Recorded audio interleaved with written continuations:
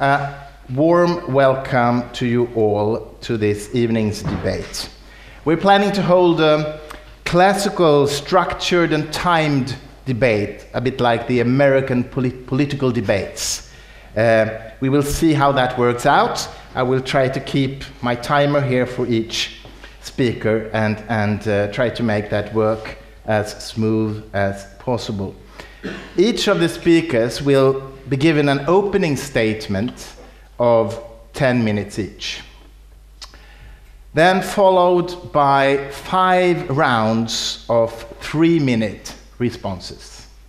And then thereafter, we will have 5 rounds of 2-minute responses. So as you can understand, it's going to be a quite quick debate after the opening statements. And finally, each speaker will get 5 minutes as an end statement each, to once and for all convince the audience that they are right. I will try to remember to give a signal to the speakers when there is 30 seconds left of their speaking time. I will raise my hand, so as a signal that they should wrap it up, so to speak. The subject of this evening's debate is the following question: would the world be a better place if people did not believe in God?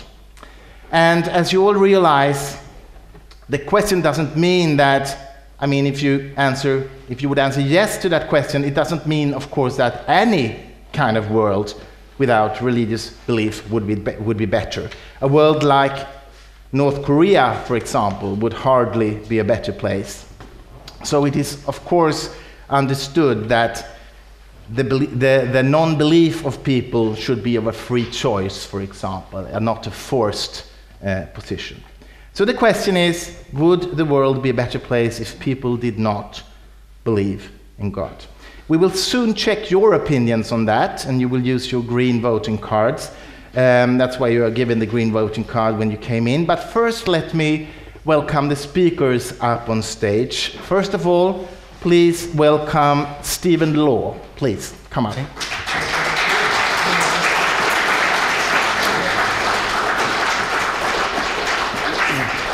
Stephen Law is a philosopher and senior lecturer at Haythrop College in the University of London. He also edits the philosophical journal Think, which is published by the Royal Institute of Philosophy. Stephen is the author of several books, including a short introduction to humanism, which is also presented here today in Swedish with the title Kort om humanism. You can get it outside after the debate and get yourself a signed copy if you want. That is Stephen Law, and now please welcome the other debater, Roland Poirier Martinsson, please.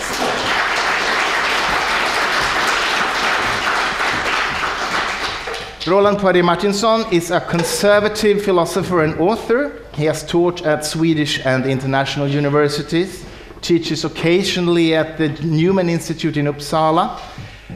He's also the author of several books, including the best-selling Archimedes, a sociological biography of the Greek mathematician. It's a wonderful book. I've read it. I can highly recommend it, and many other books as well. All right, so now, before we start the actual debate, we will do the voting part. So if you pick up your green cards, the question I'm going to ask you now is, would the world be a better place if people, you're not allowed to vote, the two of you. Would the world be a better place if people did not believe in God? And first, I'd like those of you who would say yes to that question, raise your green card. And we will count them to keep them up. Keep them up. Och vad blev det alltså? 37, all right. And then let me ask the other question, which is basically those of you who would say no to the question, would the world be a better place if people did not believe in God? Those who say no, raise your green card now. All right. A question, can I ask you, is it possible to say I don't know? Yes, those of you who did not raise any card at all will be... No, but we're not counting them. We're not counting that. So you just don't raise a card if you say, I don't know,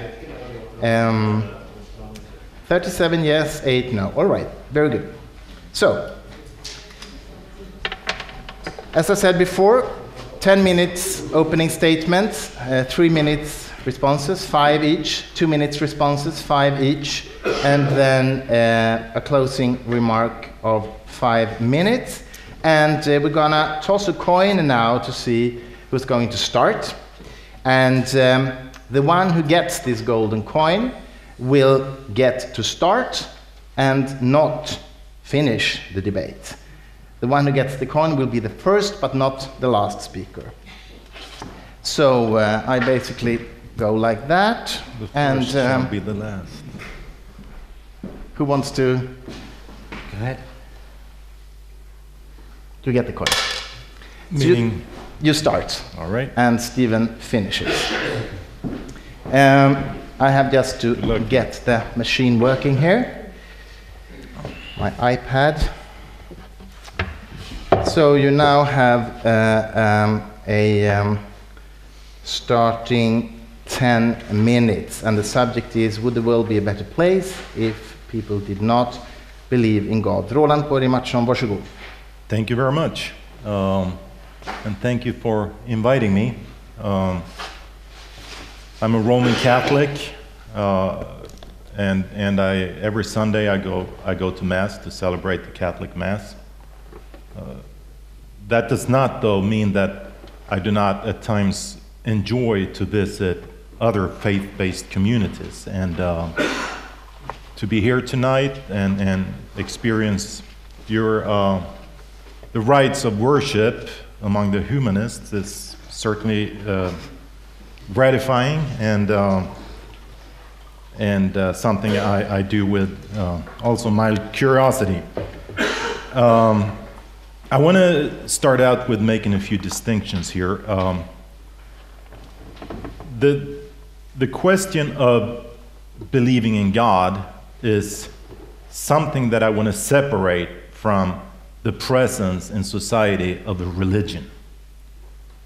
I think I have met a lot of religious people in the sense that they are members of a religious community, they go to church, they observe religious holidays, etc., but they do not really exhibit any strong faith in God. Also, I know people who show all the signs of being very strong believers in God, but you never see them partake in any religious activities. And what I'm interested in here is religion as a social phenomenon. I do not understand the issue that we're discussing tonight as being one of whether my faith is true or whether God exists. Or, I mean, if God exists and my faith is true, then it's obvious that society is better off if people believe in God. But that is not, I think, a very interesting discussion here tonight. I think it will be difficult for me to sway those 37 over to my side, but if the task is to sway you over to my side, not only that you think the world is going to be a better place with religion, but walking out here believing in God, then I think probably I set a task for myself that is insurmountable in the span of 90 minutes. Give me a week. Another curiosity about this discussion is the very fact that religion is there. It's I spent some of my time writing in newspapers and about political issues, and I'm coming from a conservative position. So the people that tend to disagree with me the fiercest are liberals and libertarians. And I often have to painfully realize that they do not really talk about politics in any real sense. They talk about some dreamed up world that they wish was there.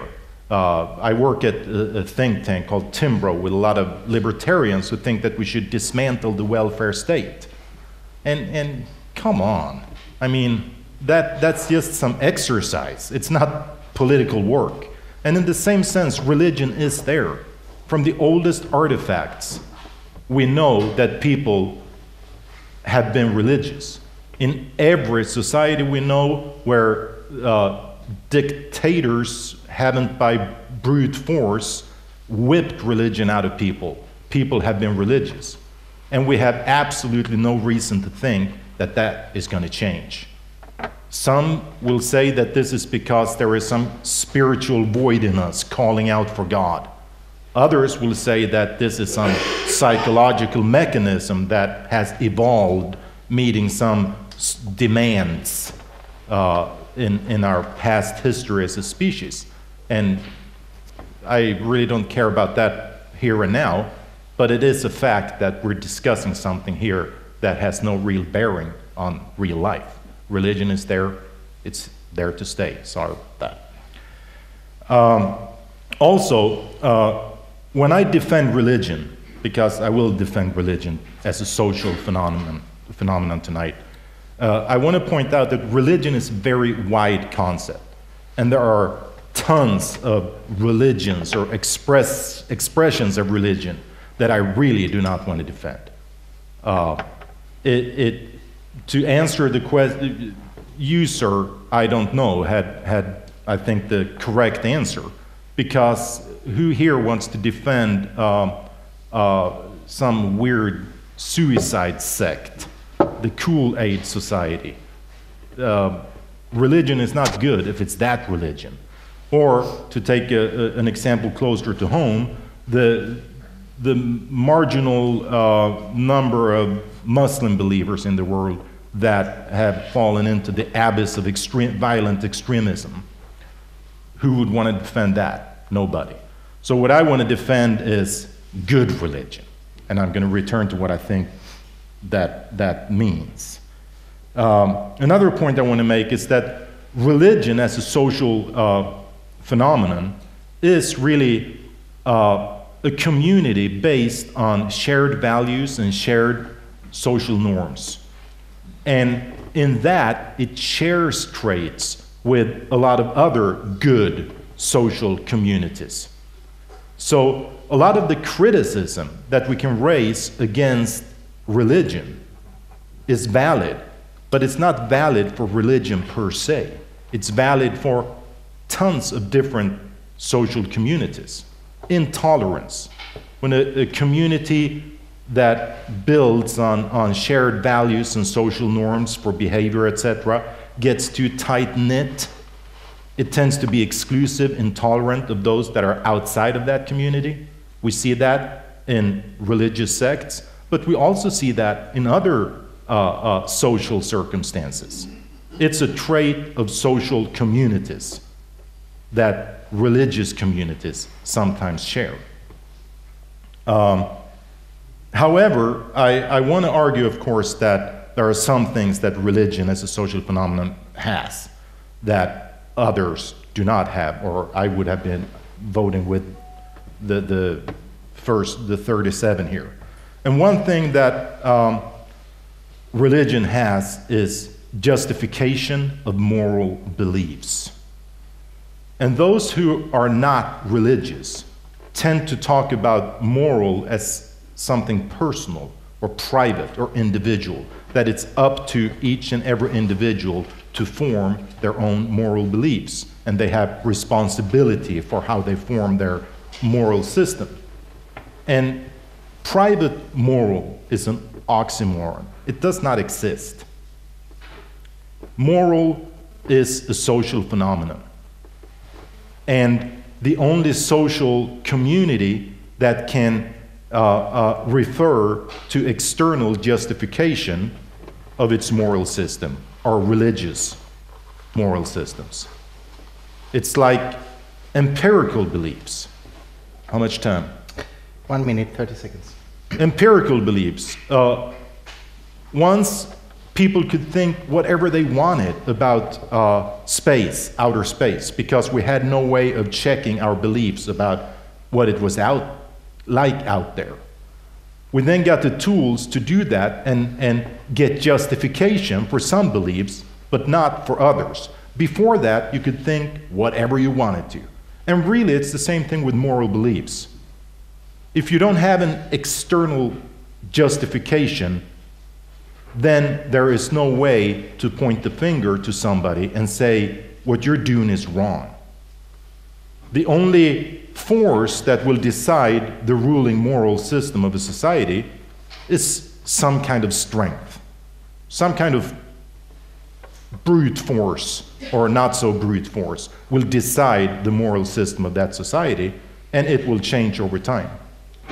And that is particular to a religious society, the external belief that keeps moral systems stable.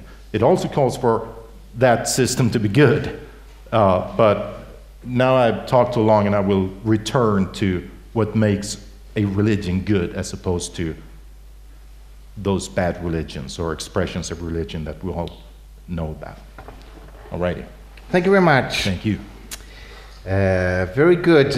When I raise my hand, you have 30 seconds left, so you can slowly but surely wrap it up when you see my pen in the air. Okay, so now we will hear the opening statement of Philip Law, please. Stephen. Stephen Law, sorry. Forgive me. Where did I get that from? Okay. Okay, would the world be better if people did not believe in God? I have to say, I don't think any of us like the question that much. It seems to me it's a horribly ambiguous question. The answer, as Krista pointed out, the answer we give depends in part on what alternatives we're considering. Sorry, is your mic on? Maybe not. No, just put it down. Is it, can you hear me? Check if it's on. So it's on, Okay. but maybe it's not. Does it need to? Okay. Can you Let's hear go me on. now? Is this clear? Okay. So it's an ambiguous question. Obviously, if the alternative to religion that we're considering is North Korea, atheist North Korea, then obviously the world wouldn't be a better place if it was uniformly like North Korea. But the suggestion that I'm going to make is that perhaps it would be better if we were humanists instead, if those people who were religious, who were currently religious, were humanists instead. And I don't pretend I can make a very powerful case tonight, but I'm going to make the best case I can for suggesting that that is true. So let me just say what I mean by humanism. Humanists don't believe in God. They're atheists or they're agnostic. I'm an atheist. Humanists are secularists, so they favour an open democratic society in which the state takes a neutral position with respect to religion. So it is neither religious nor atheist. It is simply neutral on the religious issue. A secular state will protect the freedom of individuals to either follow and espouse a religion or to reject and criticise religion, and also atheism. It's your free choice whether you're religious or not. No religious point of view is privileged, but neither is any atheist point of view. So humanists are secularists. Humanism is also associated with a certain moral perspective, which I think is healthy. Humanist ethics is based around the idea that, well, ethics is not a matter of obeying the commands of supernatural beings of one sort or another. It's not a matter of doing the right thing because you will be punished in eternity if you don't. It's not about achieving salvation in some life to come.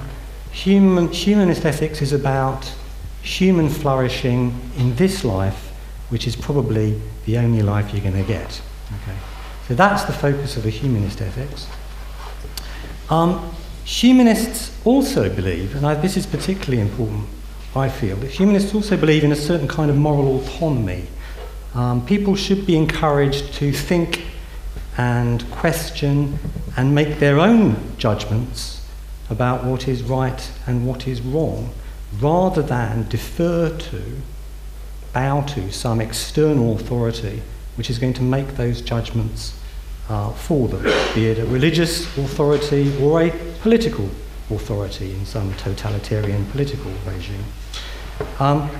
So there's great emphasis placed on individuals applying their own powers of reason, dare to think and question. Sapere aude, as Kant put it, the motto of the Enlightenment. So what are the advantages of humanism, if we understand it like that? Well, I'm just going to focus on one. It's sometimes said that what motivated those people who rescued Jews during the Holocaust was their religious conviction, was their religion that led them to save Jews, to act selflessly. Well, actually, research has been done into the backgrounds of people that saved Jews. And it turns out that religion had very little to do with it. Actually, there was something else about the backgrounds of the rescuers that stood out.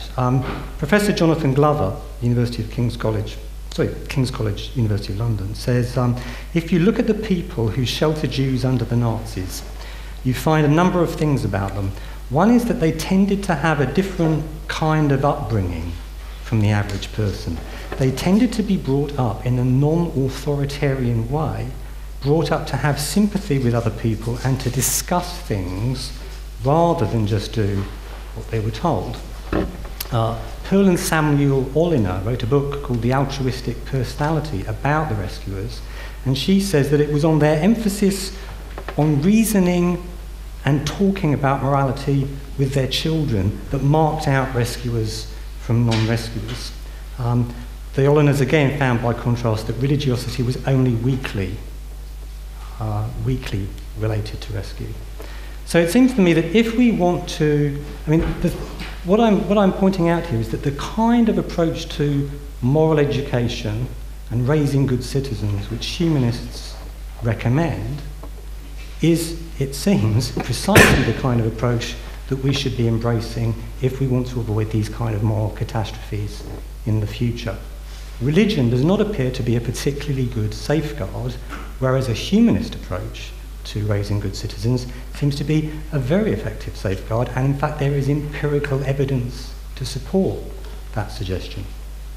Perhaps not that much yet, but this is a start. So it seems to me if we want to immunise future generations against moral catastrophe, don't bet on religion, you should bet on humanism. Now, I don't want to suggest for a minute that all religious people are dogmatic, faceheads who think that no one should think for themselves and everyone should just uncritically, unquestioningly accept whatever they're told by their religious authority. Obviously, many religious people don't take that view. Many are wonderful people, and I include many among my friends and colleagues. But the fact is that a traditional religious approach to moral education has tended to suppress independent critical thought. Often there's been, with the threat of violence. Let me give you an example. A colleague of mine once told me that as a pupil of a Catholic school in 1960s Britain, she dared to put up her hand in class and ask why the use of contraceptives was morally wrong. She didn't reject the view, she just wanted to understand why it was wrong. And she was sent to the headmaster immediately. That was the response. You don't ask the questions, you just accept what you're told. Passive, uncritical acceptance of religious dogma was understood. That was what was expected of you. And she told me that even today, even though she's not a Catholic anymore, she still feels guilty if she dares to question the Catholic thought, which is extraordinary. As well she should. Yeah, she feels it's still, the guilt is that they climbed in her head and they got her to shut those lines of thought down herself. And it's still working even today, even though the faith has gone. So there is a real enthusiasm amongst many religious people for policing thought, and it's a very unhealthy tendency, in my view. If you go to America, you'll be able to confirm this. There are church signs which say, "A free thinker is Satan's slave." Right? Huge swathes of America sign up to the view that you shouldn't be asking the questions. The fact that you are asking those kind of questions shows that Satan has already got his grip on you. Don't think, don't question, accept. This is very dangerous, it seems to me. It turns people into moral sheep who may do the right thing for the time being, whilst they're told to do the right thing, but there is this horrible potential that they may go down, the flock may go down some horrible dark alley, and who knows where we will end up. So Christian churches have a long track record of attempting to stifle dissent and criticism, even by violent means. Remember the Holy Inquisition. You may say, well, that's ancient history. No, it's not. It's just over 4 of my lifetimes ago that the last person was garroted in Spain for failing to believe what the Catholic Church told him he ought to believe. Just over 4 of my lifetimes ago. This is not a long time ago. These freedoms that we have and enjoy have not been around that long, and they need protecting. So this is another reason why it's important. In my own country, the UK, we're not just talking about Christianity, of course. A poll of young British Muslims found that 33% of young British Muslims thought that the appropriate penalty for leaving the Muslim faith was death. You should die, you should be killed if you fail to believe. So there are Muslim theocracies around the world that will execute apostates, people that leave the faith. Now, I know that atheists are guilty too. Stalin would kill you if you didn't sign up to atheism, but humanists stand opposed to both those kinds of tyranny. So it seems to me that there's a very strong, good strength to humanism that religion very often lacks, and that's why it would be better if we're humanists. Thank you, Sorry. Stephen. It was a bit long. Thank you, Stephen. Now we turn to the 3-minute responses. So the word goes to Roland, 3 minutes. All right. Well, I have a lot of things to say here. First of all, the things that we agree on. You gave a list of 5 things that you associate, or a definition, if you so want, of humanism. One being a humanist is an atheist or an agnostic, and obviously we differ there. Number 2, humanists call for a secular state. Well, so does a Catholic. I think it would be absolutely wrong if the state in any way favored any religion, or it should be neutral. And this is not me talking, this is the Catholic position. Number 3, free to not be religious, obviously. Goes without question. Number 4, there we differ. When you talk about morals, you first gave a long list, which I think was significant, of what should not determine a person's morals. And then, when you wanted to add something positive, you said that the correct moral way of life is to lead a good life. Basically, flourishing in this life is what you said. And to me, that's tautological almost, because it begs the question of what is that good life? And there you leave me without an answer. And the final point, obviously we disagree, moral autonomy, to rely on your own moral judgment. And I want to argue that there is not your own moral judgment. Your moral judgment, there is your free will, but your moral judgment is formed in some kind of context, whether it's a religious context or not. But you do not form your own autonomous moral judgments. It's just impossible. And then I think that what you're doing also is that you're listing a number of very bad cases of religion, and if we want to let those represent religion, then I mean, not one of the cases you gave, I have a different position on you on any of. I mean, but I'm then at risk, of course, at brushing off everything you say. Oh, I know that's bad religion, and so I have to say something about what's good religion, and I do not have time to do that this time. In your next, once again, I will come back to this. That's wonderful. So, Stephen, 3 minutes for you. It's so hard to respond. You can't do it. Can you? Well, we'll have a shot. Okay. Well, where to begin? I didn't really finish, actually. Maybe before I talk about morality, because I think it's very important, moral justifications, before I talk about that, let me just finish off, actually, by saying a little bit more about other risks associated with religion. I know not all religion is bad, but look, it does have an extraordinary ability to get even smart, college-educated people to believe completely ridiculous things. 130 million Americans, I believe, think that the entire universe is 6,000 years old because their Bible tells them so. That's just gobsmacking. Only religion can really do that. It's an extraordinarily powerful mechanism when it comes to shaping belief in a completely ridiculous way. The terrorists who flew into the World Trade Center genuinely believed, it turns out, that they were getting virgins in heaven as a result. So it can block a clear-sighted solution to some genuine social problems, such as global warming, that kind of zealotry. Christians are very often in America not much concerned about global warming because they think we live in the end times and Jesus is going to come back and make it all better anyway, so you don't have to worry. These kind of absurd beliefs are potentially very dangerous.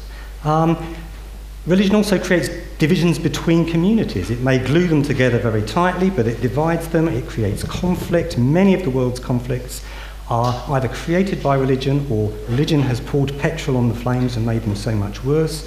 Yes, religions can tick along quite usefully for long periods of time, and I don't doubt that religion does have its benefits, and I don't claim that religion is the root of all evil, and many religious people are wonderful people. But like nuclear power, when things go wrong with religion, boy, do they go wrong, right?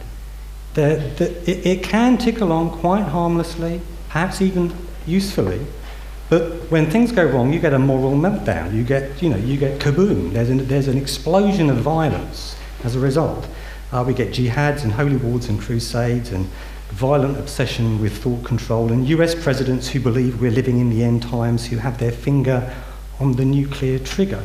So there are, it seems to me, very significant dangers associated with religion that are not associated with humanism. And so, whilst I'm not tarring all religious people with the same brush, absolutely not, I am pointing out that there is a great deal of bad stuff associated with religion, and even the good religion can turn bad. There are risks associated with it that are not associated with a humanist worldview. Humanists, as a rule, do not go around killing each other and behaving in these kinds of ways. So that would be my case for going for humanism as opposed to belief in God, as a rule. Stephen? Roland, sorry? Yeah. Well, first let me remind you of one of the things I said at the outset, that this is not about the real world. So when you're referring to the humanist world, you're referring to the same world that my libertarian friends are referring to when they talk about the Sweden without a welfare state. It's some kind of mind game. There is no humanist world. But we can look, you say, when things go wrong with religion, boy, do they go wrong. We can look to some places where they made not religion a core, a center belief of society. China, the Soviet Union. Now, there we're talking about, boy, did it go wrong. And the numbers vary on how many people communism have killed over the last, 80 years. But I think numbers like 120 million have been mentioned. Some more, some lower, but I don't think I've ever seen a number lower than 60 to 80 million. So I would say that qualifies for, boy, does it go wrong, also when it comes to a society without religion. As far as religious conflicts, they do exist, and they have existed historically, but really, most of those conflicts, if you study them, are political conflicts. And religion is used as rallying cries and symbols, but behind the conflict is a political conflict. And you had in Great Britain, obviously in Northern Ireland, it's a political conflict more than a religious conflict. And you look at the soldiers of IRA, you look for them Sunday mornings, you will not find them celebrating Mass, typically. They were political warriors more than religious. And this is true for many of the so-called religious conflicts. Having said that, of course, religious conflicts exist, have existed. It's a problem, it's wrong. Let's see, among my notes here.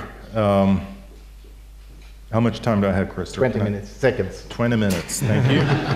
All right, I'll just yield the floor to Stephen then instead of starting a new thread. All right, that's fine. Okay. Hold on. Let me just get this working. All right, Stephen, please, go on. Okay. Well, Krista. Sorry, Krista. Oh, right. I'm doing it. It's okay, Bob. Well, you're absolutely right that we do not form our moral judgments in a vacuum. We all draw on a tradition, don't we? And obviously, some religious people draw on a religious tradition. And as a humanist, I'm drawing on a tradition too, a tradition of free thought that runs all the way back to ancient Greece. To say that we come from a tradition, however, is not to say that you don't form autonomous judgments. I mean, that's just ridiculous.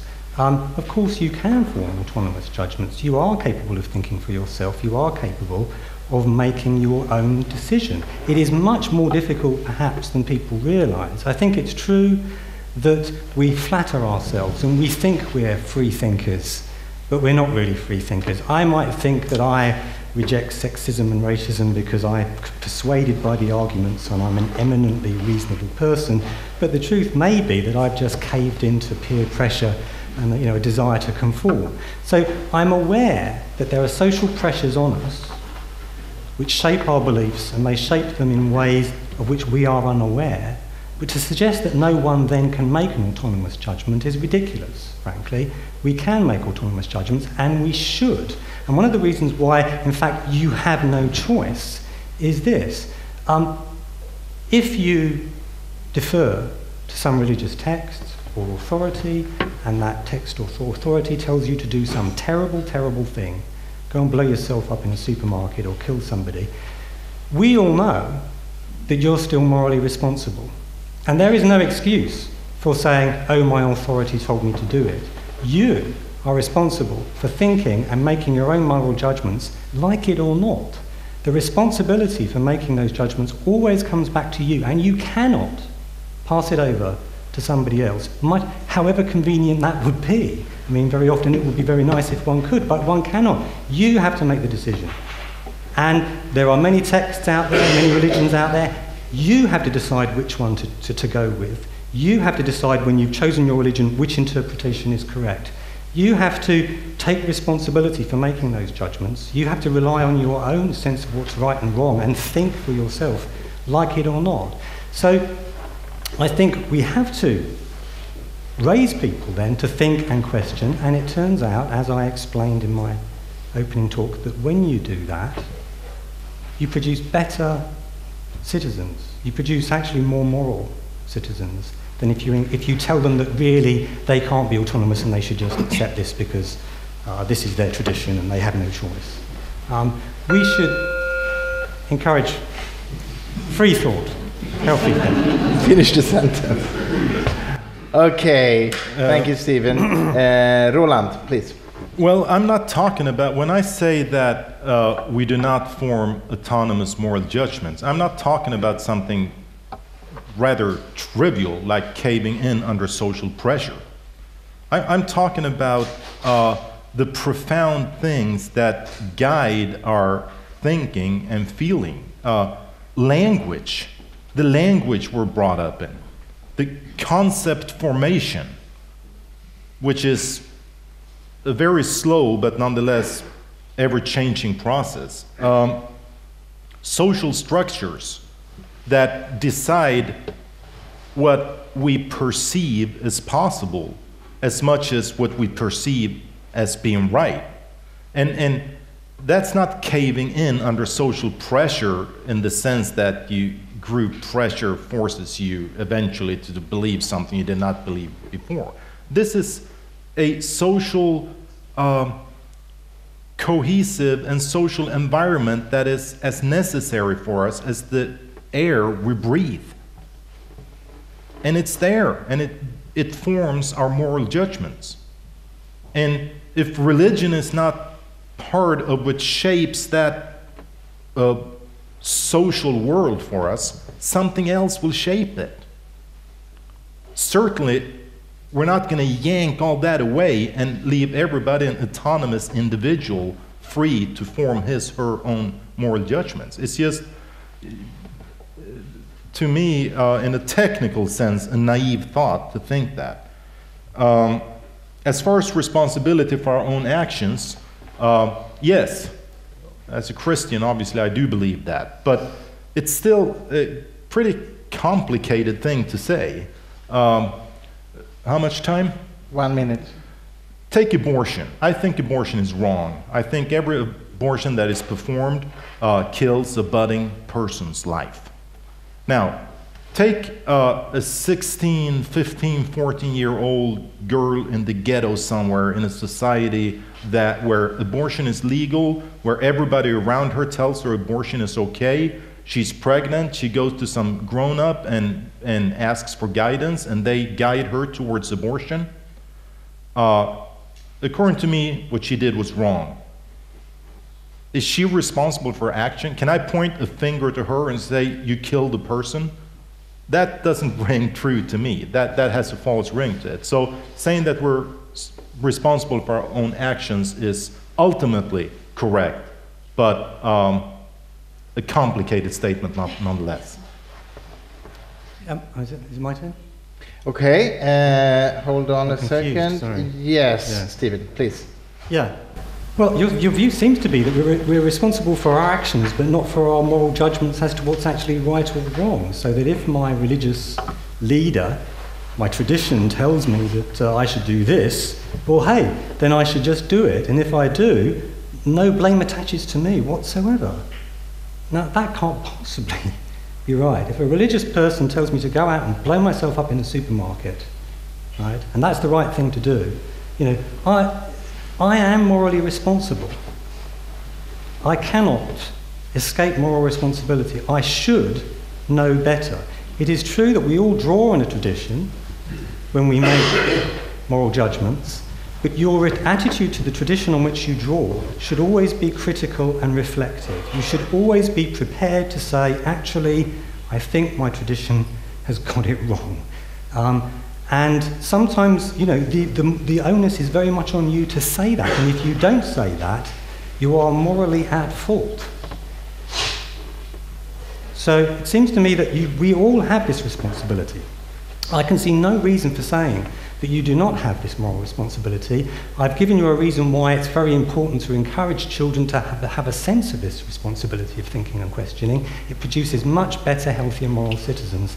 If you tell children that really they don't have any choice, they just have to accept this because this is their tradition, that seems to me to be a horribly dangerous road to take. And I think the dangers are just blindingly obvious. There is perhaps one last thing I should say is this. Look, although it's true that I'm encouraging individuals to make their own minds up, in fact, I don't think they have any choice, That's not to say that the truth is whatever they believe it to be. We're not recommending moral relativism here. Of course not. In science, right, scientists are not encouraged to just believe what everyone's previously believed. They're encouraged to question and think, and that is how we get scientific progress. And so clearly there is a truth out there for scientists to discover, and to encourage people to make their own minds up about what it is not to say that there's no justification for scientific theories, or that there's no truth to any scientific theory, or that it's all just a matter of opinion. So similarly with morality, to say that people should think and question and make their own judgments is not to say that and whatever they think will be as true as anything else. Obviously not. In fact, if you think that thinking is important, morally speaking, so far as getting nearer to the truth is concerned, you must reject relativism. There is no, if relativism is true and every point of view is as true as every other, the view that you end up with will be no more true than the one you started with. So why bother thinking about it? There's no point in thinking anymore. So, as a humanist, I encourage people to think, because I think there are facts out there that we need to discover, and it's the only way you're going to make moral progress. Before I give the word to Roland, I'd just like to rephrase the question a little bit to maybe get you thinking in a slightly different way. If you look at all the effects of religion in the world today, all the positive effects and all the negative effects, if you could sum those effects up, do you think the sum would be positive or negative? That's, in a sense, the same question, but it's been put in a slightly different way. Roland, you have 3 minutes. Yeah. Well, blowing yourself up in the supermarket, of course, you're responsible for that action. Although there is some responsibility on the person who, with authority, told you to do that also. I think 2 things come to mind: the suicide bombers and the soldiers, police officers in China and Soviet Union and Nazi Germany who killed people with reference to, I was just obeying orders. So the situation here that you're describing is morally apprehensible to perform such actions, but it's nothing that is unique to religious authority. I would say that it's probably less prevalent that religious authorities. Yeah. And then moral relativism.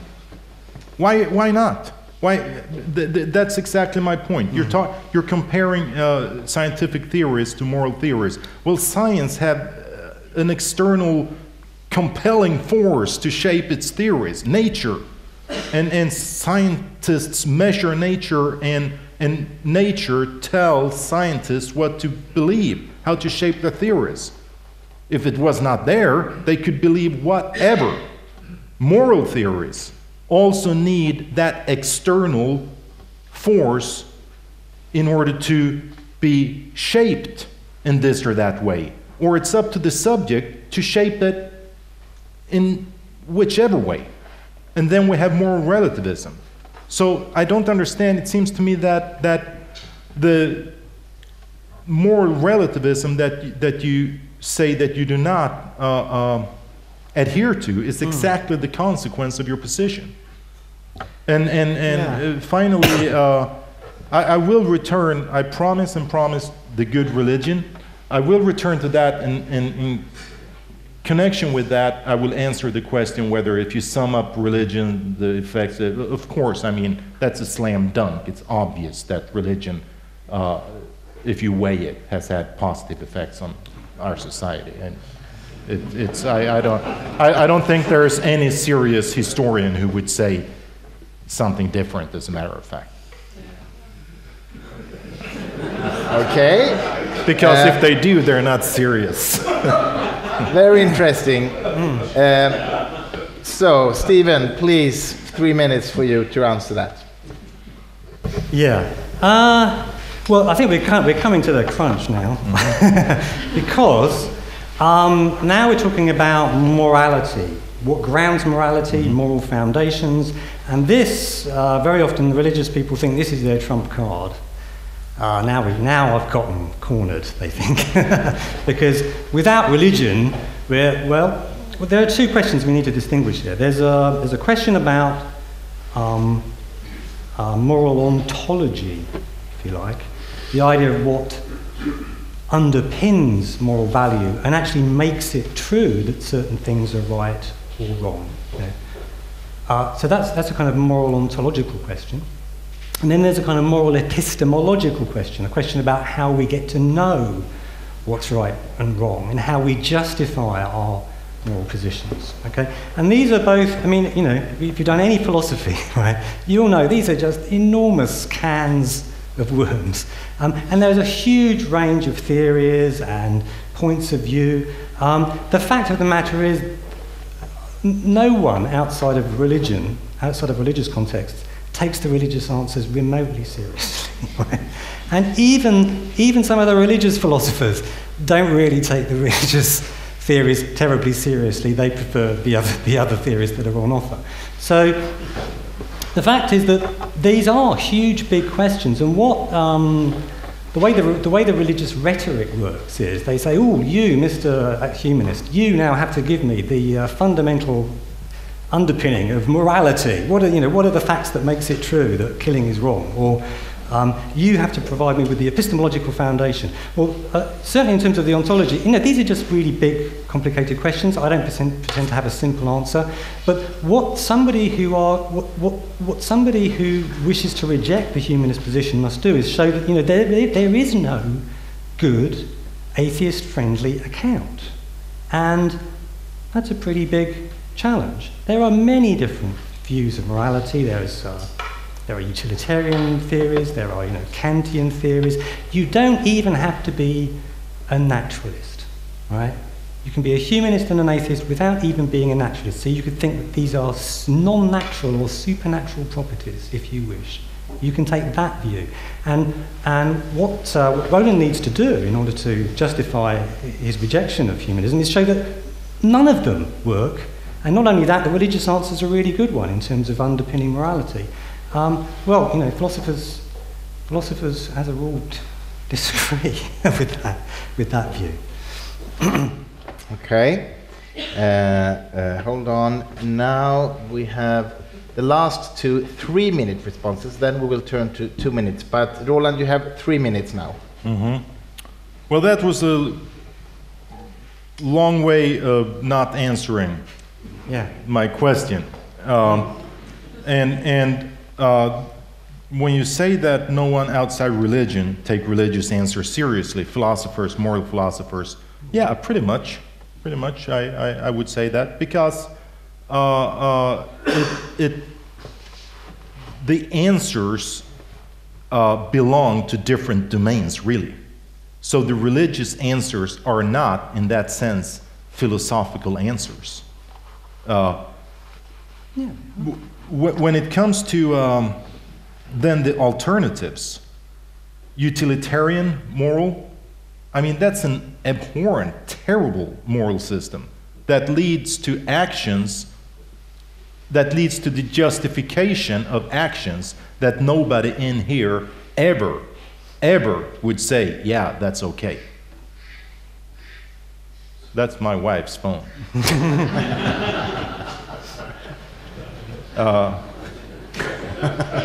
That's okay. She's calling help. Kantian moral philosophy relies on a concept of human being, of what it is to be a person that is clearly religious at root. And it's hard to justify Kantian moral philosophy without some kind of external justification in that regard. So once again, moral relativism, that it does not have to be anything goes. I mean, but what it means is that the strong in a society will shape the moral system of that society. And that doesn't have to be strong in the sense that they have all the weapons and they're using brute force. It can mean culturally strong, or like some Marxist theories, the economically well off decide morals in a society. But a society can wind up with any kind of belief system as far as morals if you do not have something external that fences that in. And that to me is an obvious consequence somehow of saying that there is no external block on what we can justify morally. Okay, thank you. And 3 minutes, the last 3 minutes response from Stephen. Yeah. Well, but there are so many things I want to say, and I'm really struggling to say them in my 3 minutes. Let's just focus on, there is this ontological question of what underpins and makes it true that certain things are morally wrong, which is a very interesting question. And yet there are all these different theories, and humanists don't have to sign up to any particular one of them. One of the things about humanism is that it just doesn't supply an answer to this question. It's not officially utilitarian or Kantian, or, there are many possibilities here. There is the religious answer. It's generally thought not to be a very good answer. You could even go, actually, for a kind of moral Platonism, on which there is a kind of objective moral value out there, non-naturally, to which we can appeal and to which our moral compass points, that needn't be God. You're not obliged to sort of say that is God, that is some sort of creator of the universe and a moral agent. So you could even go for that. Remember, you could also be an agnostic and be a humanist. So you could say, well, maybe there's a God, and maybe that's why there are moral values. But I'm still a humanist because I still think that the way to approach morality is to encourage people to think and question and make their own moral judgments. I've already given you a very good reason why we should encourage children to think that rather than to defer to authority. And if we now turn to the issue of justification of moral positions, which is perhaps the more relevant question here, if we want to talk about why should we want to get people to believe in God or not believe in God, well, the idea that if you get them to believe in God, that gives them a moral justification is simply not true. It's just not true. You're going to say, well, you should believe this is wrong because it says so in this book or because this person says so. Well, that by itself is no justification whatsoever. You now need to show that this book is the word of God and that there is a God. And actually, you will not be able to do either of those two things because there is no God and this isn't his word. And I can make a pretty good case for saying that. So the entire argument here presupposes that a good case can be made for God. A good God, the all-powerful, all-knowing, all-loving God of Judeo-Christian tradition. And not only that, we can identify which of these various texts or points of view is actually the one that he officially endorses, right? Roland needs to be able to show that before he's in a position to say that, oh yes, God actually supplies this kind of epistemological underpinning. And of course, he hasn't done that, and he certainly won't be able to do it tonight. In fact, he'll never be able to do it. It cannot be done.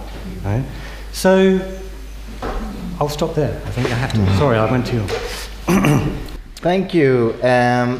Now, Roland has a 2-minute reply. Yeah. Please.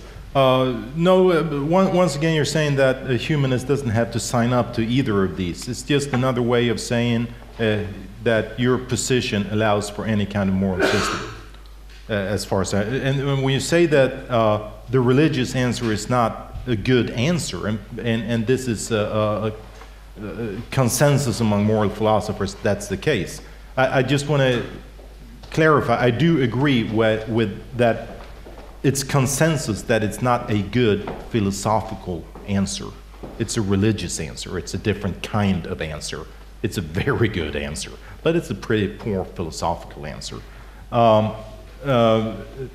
when you talk about Platonism and some ideal realm that then confines our moral systems, and then you say that doesn't have to be God. It seems to me that, I mean, Plato himself, being a deeply religious man, surely had something like that in mind. And it seems to me that it's a matter of semantics almost. If there is something outside of nature that is real and exists and decides for us what is right and what is wrong, hello?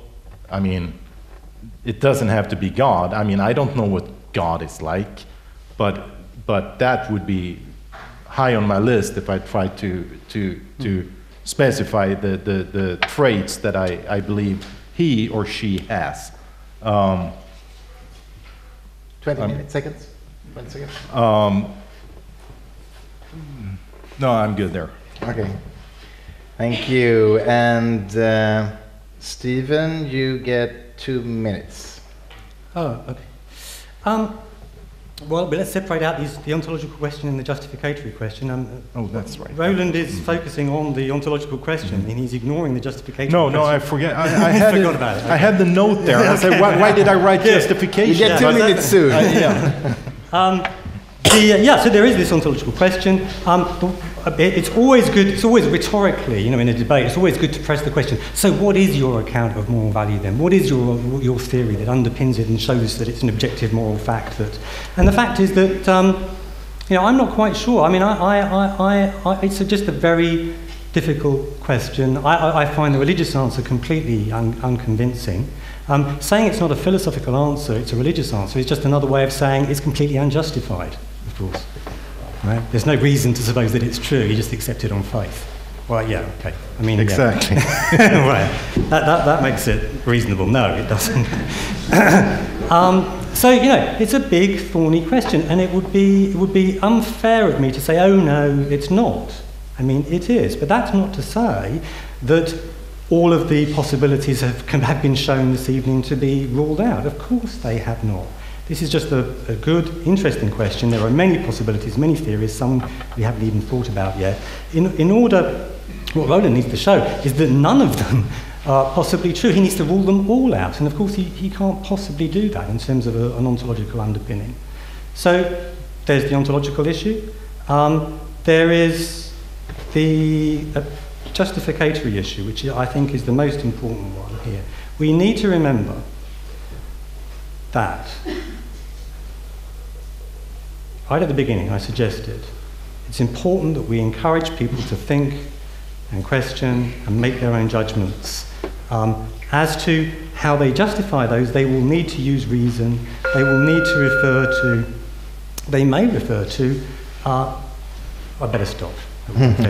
Okay. 2 minutes is really short. Yeah. It's really short. And then it's 1, and then 30 seconds. 2 minutes. Can't say anything 2 minutes. Right. So, Roland, justification. This is why the religious answer to what justifies moral beliefs is a poor philosophical answer, because it deals with a different concept of justification. Justification in philosophy is a technical and pretty well specified concept. And religious justification for moral beliefs does not fall within that concept. You said, Stephen, that it's just not reasonable. Yeah, exactly. It's not reasonable. It's not that kind of answer. It's a faith-based justification. Whether that's a psychological state or a spiritual state, but it's a mental attitude directed towards a belief that makes you believe that that belief is true, and to the point where you see no reason to change that belief. And you in here all have beliefs like that are justified by your own mental attitude towards that belief. For instance, how many here believe that Santiago is the capital of Chile? And how many actually checked it out? You have a mental state towards that belief. It's a faith in an authority. And it's that kind of faith in an authority as far as moral beliefs that justifies moral for a religious person. And to be true, all religious people except for saints, sometimes their feel that their faith is weak. But this is the kind of justification we're talking about. And it's a great justification, but it's a poor philosophical answer to the question. All right, thank you. And Stephen, 2 minutes. Well, it's true that we trust other people, we trust other authorities, and it's a good thing to do that. However, it's also healthy to question them on occasion and ask yourself, actually, should I trust this person? The reason it's sensible to trust maps of the world that have Santiago marked on them is because you have every reason to suppose that the cartographers are reliable and trustworthy, and you haven't got other cartographers over there and saying, no, that map's all wrong, Santiago isn't even there, it's in some other place.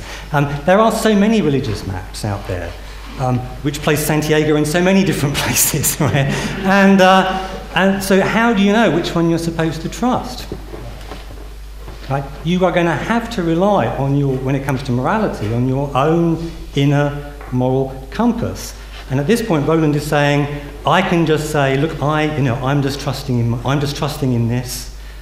Well, why can't I just trust my inner moral compass? I mean, why can't I just do that? As a matter of fact, I don't think I should. I think I should even question that. I think it's important that we don't take anything for granted. We do, all of us, appeal to our moral intuitions when it comes to right and wrong. In fact, we have no choice, because if somebody gives you a religious text and says this is the truth, and it says something which you sense in your heart is morally highly suspect, then you should probably think very critically about the text and perhaps reject it on the basis of what you know actually morally inwardly is true. So we all have to rely at some point on intuitions and gut feelings and so on.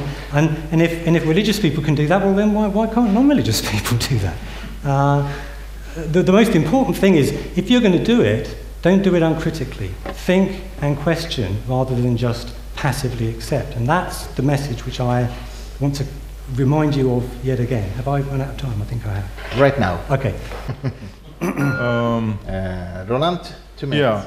Yeah. No, when I say that you have faith in a map, I'm not suggesting that to compare somehow the map to the Bible here. What I'm trying to do is describe the mental state of faith. It's that kind of justification. So I did not suggest that the justification for believing in God's existence and the justification of believing in a map's veracity are of the same kind. Healthy to also, yeah. Why can't humanists rely on their intuition?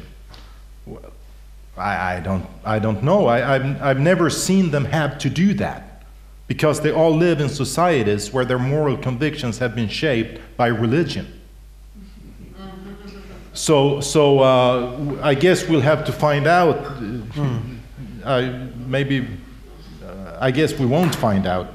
But and by the same token, when you say that I have to reject all the alternative moral theories, well, yeah, when I go to a philosophical seminar, but I don't really have to reject them in real life because they've never been tried.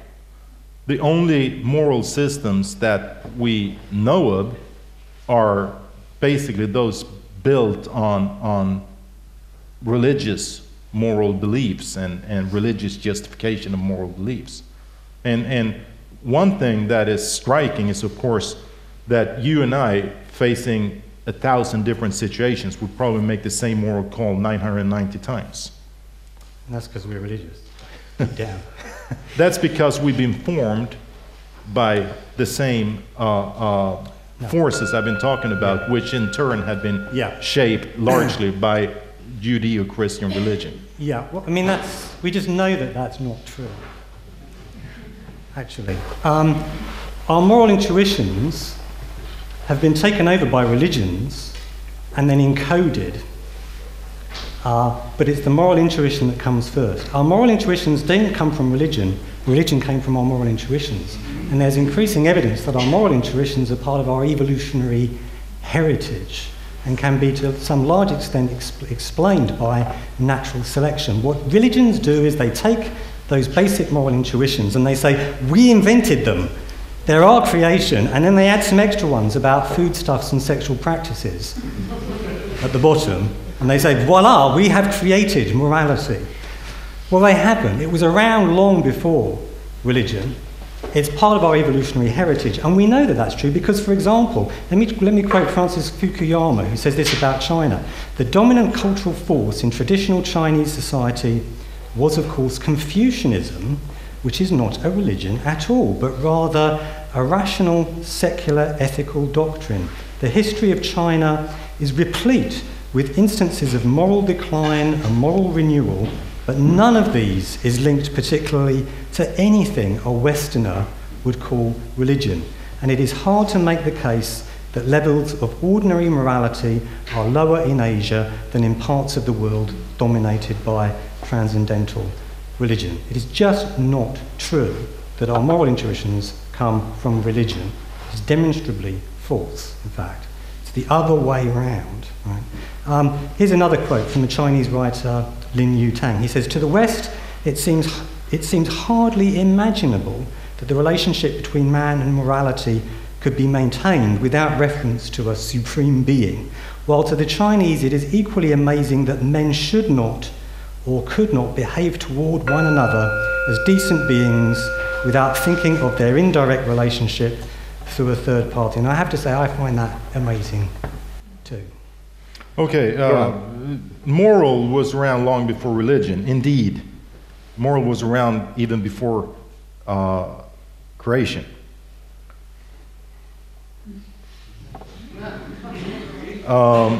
Think about it.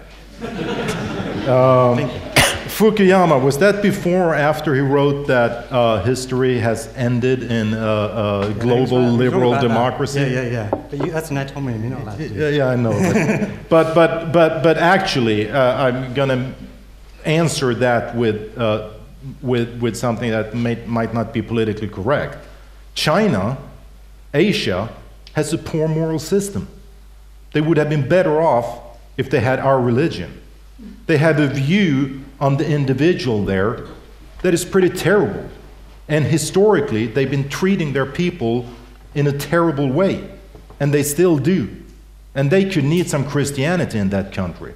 And they would shape up morally. So probably there is something to what Fukuyama says, that religion did not shape the moral belief system in China. And look how it turned out. And as far as natural selection shaping our moral convictions, well, the religious answer to that is, of course, that creation, this is part of creation. I mean, if we have moral convictions, they have to somehow be manifest in us, so that is not an anti-religious or anti-Catholic position to say that we've evolved to become this. But if you take it seriously, if that is all natural selection and nothing else, no thought behind it, no divine thought behind how we evolved in that sense, then there is no right and wrong. There's just what works and does not. That's good. Am I off? Stephen? Okay, yeah. I mean, what you said earlier was that our moral intuitions come from religion. And that was the claim that I was challenging. And if we look to China, we find no religion and moral intuitions. You might not like those moral intuitions very much, but actually the core ones are remarkably similar.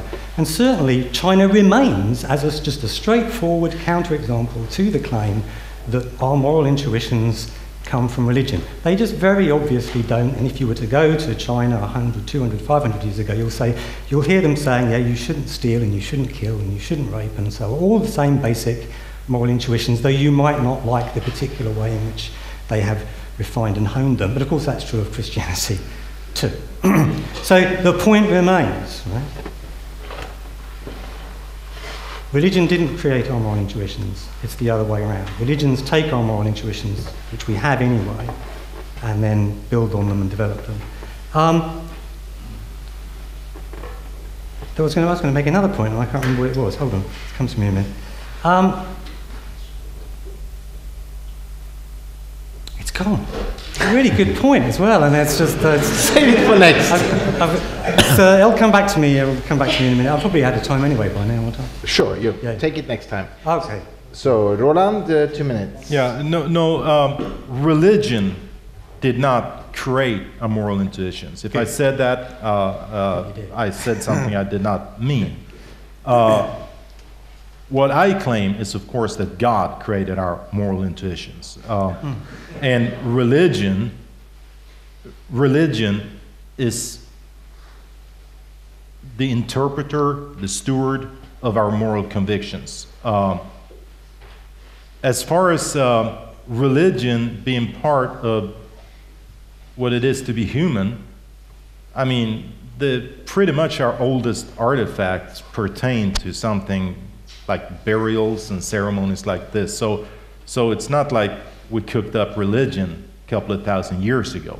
I don't think we have finds of Homo sapiens that do not include something we can interpret as religion, and certainly over the last 50,000 years, stuff that can hardly be interpreted as anything but religion. So it has been around.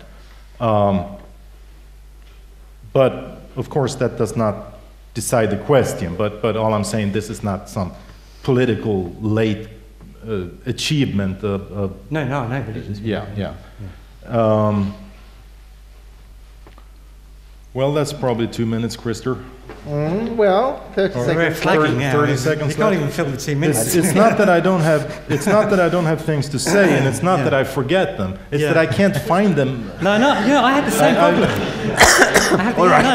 I wrote something down. It was great. It was great. But have you remembered your idea, Stephen? Sorry? No. Once again, also regarding China. Of course, there are similarities. We're all human beings, but I think a strong case can be made for that the concept of individual freedom and freedom of thought, etc., authority versus the individual in China is something that strikes us, being brought up in a Judeo-Christian Western democracy. Often, we don't like what we see. And so there are similarities, but there are a difference that I think everybody here knows what I'm talking about. Yeah. And whether it's, I mean, to you it's easy to say that's just a different moral system, and you don't happen to like it. Yeah, because you're a moral relativist. Of course, I'm not a moral relativist. No, you don't know it that you are. I just didn't realize. You don't. Yeah.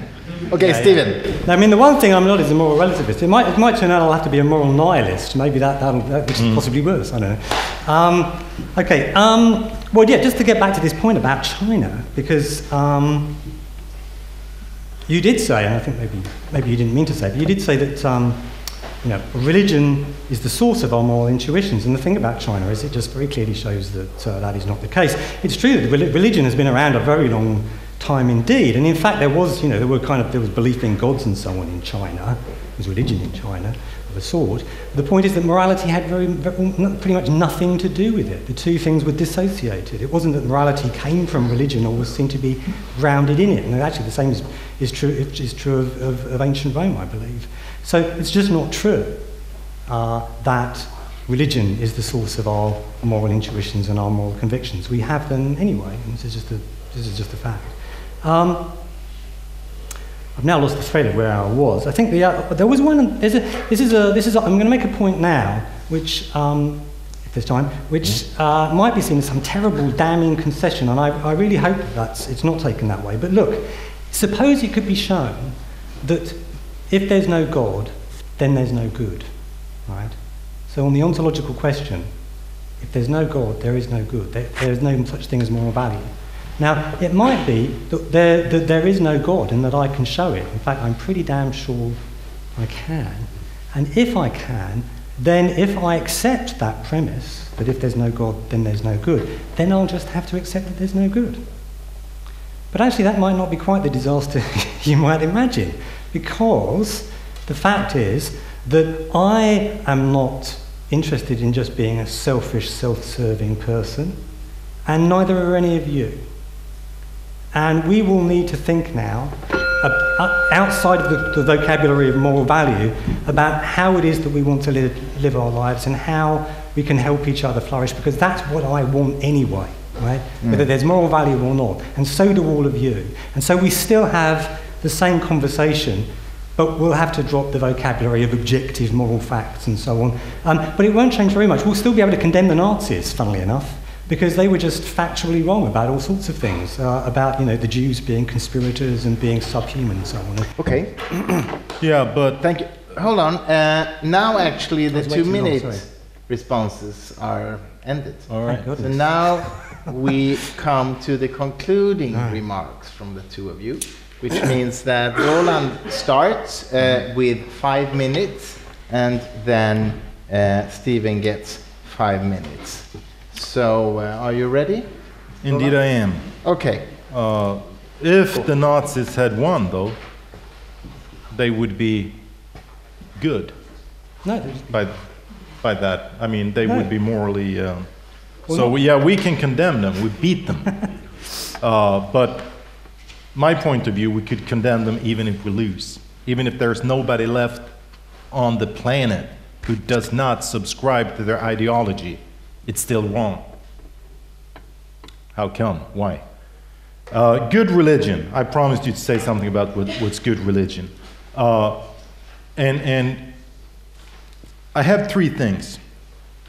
A good religion believes that man is created in the image of God. And it follows something from this. It means that we need to think of ourselves as created in the image of God, an infinite, good, knowing being. And we need to look upon every other person in the same way. Mother Teresa was asked once, how can you do it? I mean, when she walked up to people dying in the gutter in their own vomit with diseases and wounds and peeing and pooping all over themselves and cursing her and yelling at her, and she walks up there to help them. How can you do it? And she said, how do I know that that is not Jesus? Now, whether you're a believer or not, the good religion thinks of man as created in the image of God, and it follows something from that. And it's something good that follows from it. Number 2, a good religion teaches us that there is a greater good. There is a greater good for me as a person. Something greater than falling victim to quick and easy fixes and temptations. I am meant for something more than that. There is a greater good for me in that I have to reach out to others. I have to try to make your lives better. I have to sacrifice part of me for my family, for my friends, for mankind. There is a greater good, and my life cannot be about satisfying myself. That's not enough. I'm called for something more than that. Number 3, a good religion believes that God, the Almighty, created nature. And we are called to take responsibility for His creation, and we are called to learn as much as we can about His creation. This is why the Catholic Church invented science. This is why the Catholic Church always have been exactly such that it has empowered critical thinking.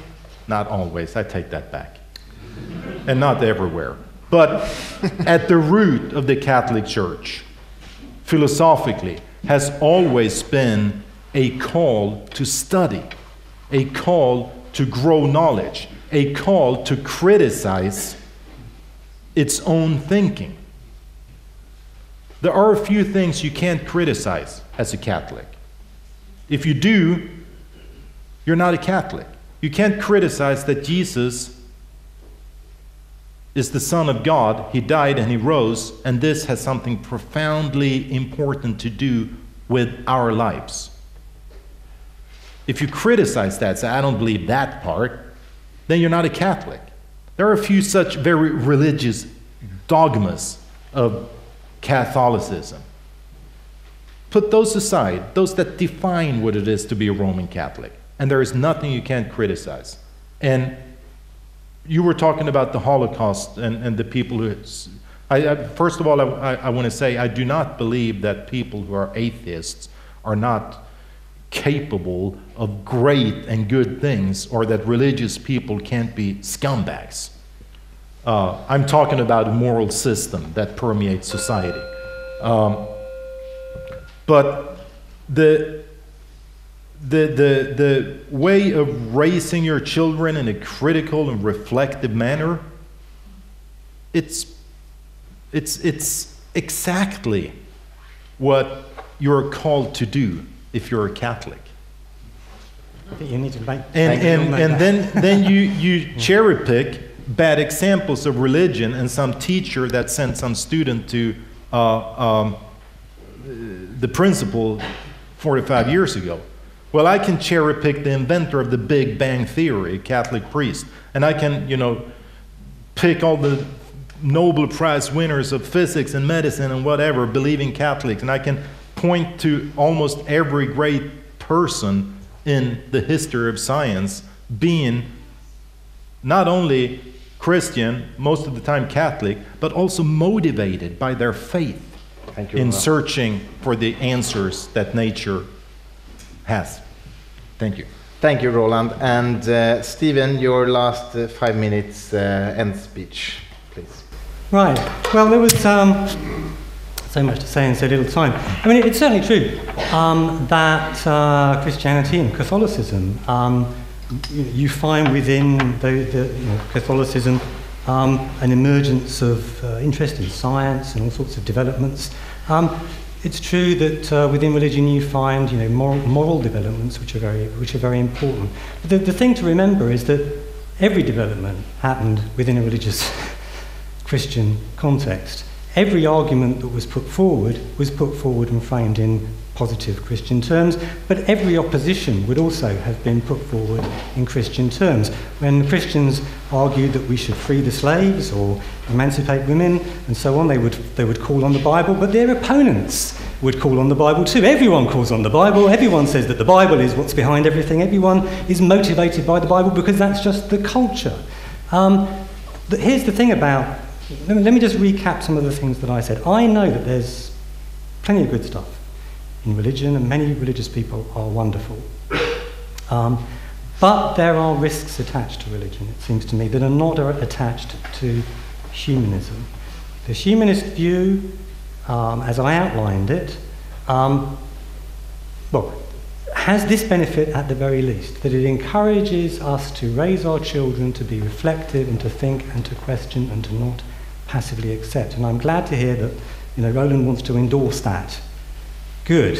But it wasn't always... I don't. My church does. I have nothing to do with it. Okay. And but many members of the church do not endorse that, and they certainly didn't endorse it even 50 years ago, because they were ramming dogma down children's throats and telling them they had no choice but to accept it, even 50 years ago. And you think that's not going on today in Catholic schools? In some of them? Of course it is. Mm-hmm. Right? So there is this problem with religion, that although post-Enlightenment it has become a lot more enlightenment because it didn't have any choice, frankly, it has always had this tendency to be highly oppressive, to want to police thought. And it will flip back to that very often, given half an opportunity. But that's the risk, one of the risks that comes with a religious perspective. The humanist approach, by contrast, is precisely what produced the kind of citizens that were not sucked into the Nazi atrocities, but actually worked actively to save Jews. So I want to say that if we want to protect ourselves against those kind of atrocities, we need to make sure we're raising citizens who think and question and reflect and don't just passively accept dogma. And although it's true that many good religious people would sign up to that, an awful lot of them don't. Historically they don't, and around the world they don't, and across America they don't. And that is seriously dangerous. How am I doing for time here, Christoph? 1 minute and 40 seconds. Okay, so let me just remind you then, there's that much going for the humanist account. There are these dangers with religion, that it has an extraordinary ability to get smart, even college-educated people to believe absolutely ridiculous things, often quite damaging and dangerous things, such as that the universe is 6,000 years old, or that we're all just entering the end times, and so it doesn't matter if we destroy the planet. It gets people to think that they're going to get virgins in heaven when they fly planes into buildings. It creates divisions between communities. I mean, it's just naive to suggest, I think, that all of these disputes around the world that are framed in terms of religion don't really have anything to do with religion. Religion are just the labels that people happen to adopt. I mean, that's just not true. The dispute between Sunni and Shia, it's got nothing to do with religion?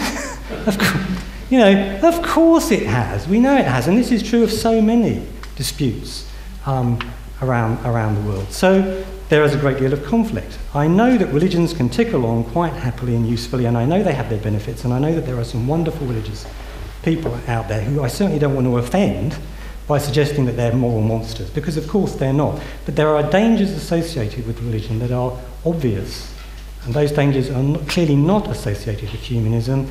You can refer to Stalin. He wasn't a humanist, right? Pretty sure about that. Pol Pot wasn't a humanist, no. They were atheists, but they were totalitarians obsessed with policing thought, just like religion has historically been obsessed with policing thought. So it seems to me then that the world would be better if we were all humanists. Wow, that was good, Simon. A big hand.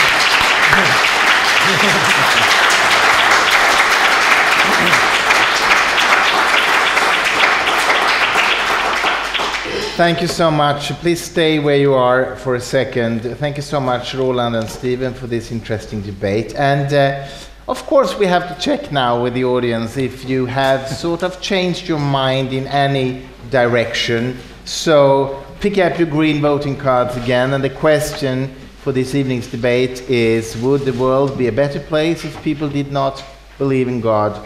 And like last time, those of you who would say yes to that, raise your green cards.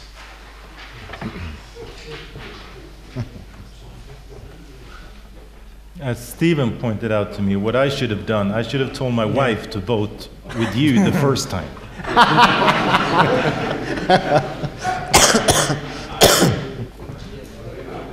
Sorry? 43. And how many would say no to the question, would the world be a better place if people did not believe in God? Raise your voting cards. Some of my wife left. It's the same, I think. 7.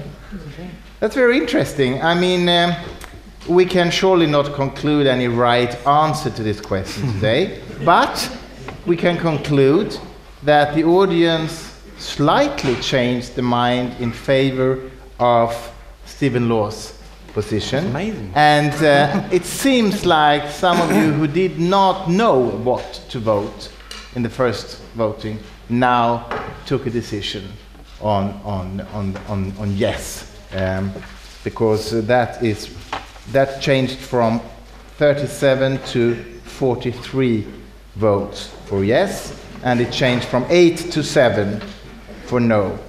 Okay, don't take the voting process too seriously, but I'm very happy that you came today, and a big hand for Roland and Stephen.